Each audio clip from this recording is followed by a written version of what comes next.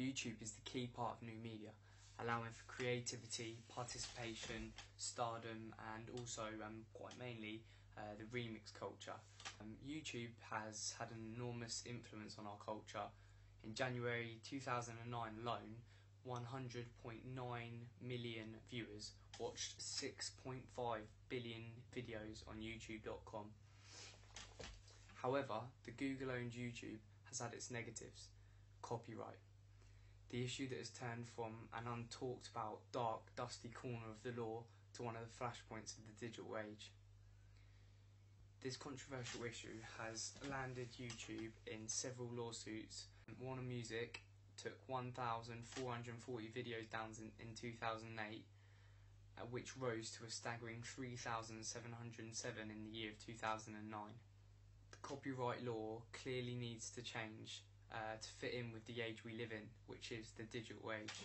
However, the question is, does free content encourage us to purchase more content? I think that's definitely a 50-50. There's a lot of people out there that because they're getting stuff for free, they will have it for free, and so they won't bother paying for it, and because they simply get it for free, so they see no point in going and paying and giving what's due to the artist that's created it.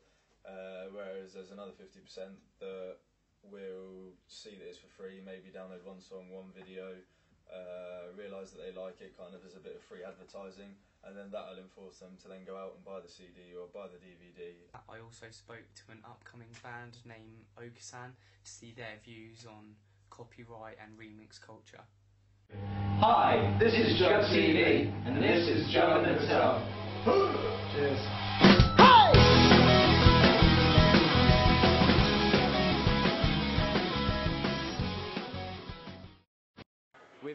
With the digital age of sharing here, how do you feel as a band with your music being illegally downloaded on things like YouTube?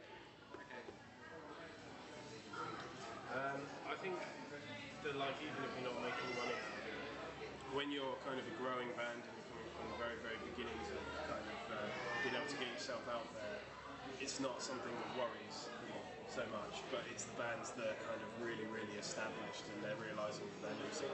You know, they count up the amount of people who have downloaded it and they go, oh, we've lost £1 billion on this.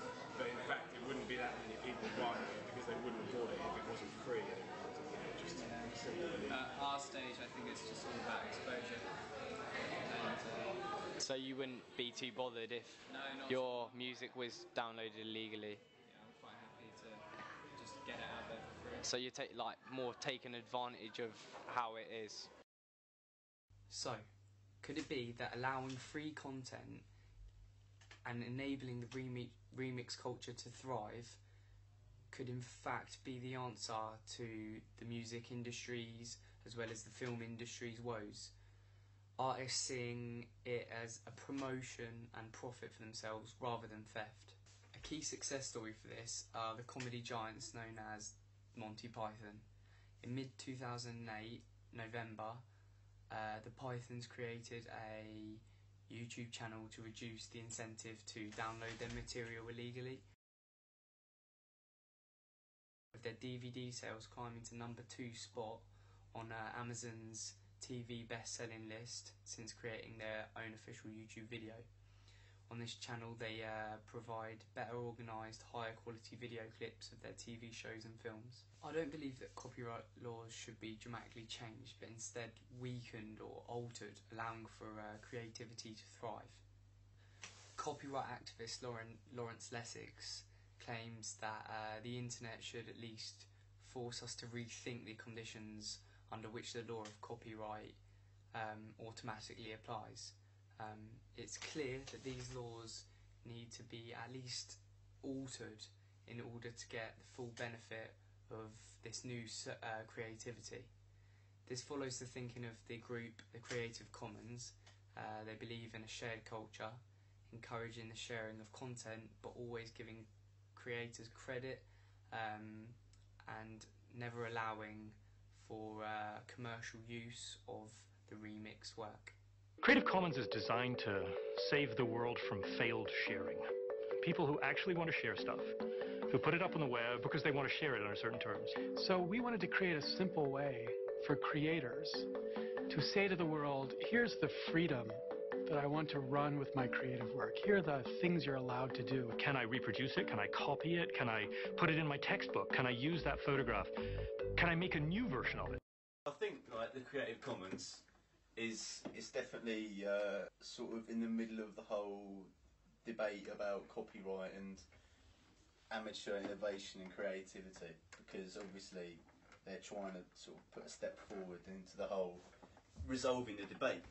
But obviously the Creative Commons, they have the sort of various different licenses that allow you to do certain things with works, but within different sort of legal boundaries, like obviously for commercial use and non-commercial use. With this concept, I believe that artists will reap the benefits commercially, receiving more interest, whilst also allowing people's creativity thrive, changing and remixing either their videos, their music, their photography, like encouraging creativity, connection, and as well as access. At times of change, people have adapted, but it seems as technology and our species develop together, copyright stays in the dark ages. As companies try to fight and battle against the change of the digital age, they don't seem to realise that all they're doing is slowing it down, and they're trying to stop it, but really it is just the inevitable that will happen. I mean, the inevitable fact is that we are approaching the age of sharing, where the idea of copyright is seen differently than in the past. YouTube is a shared culture, or so they claim to be.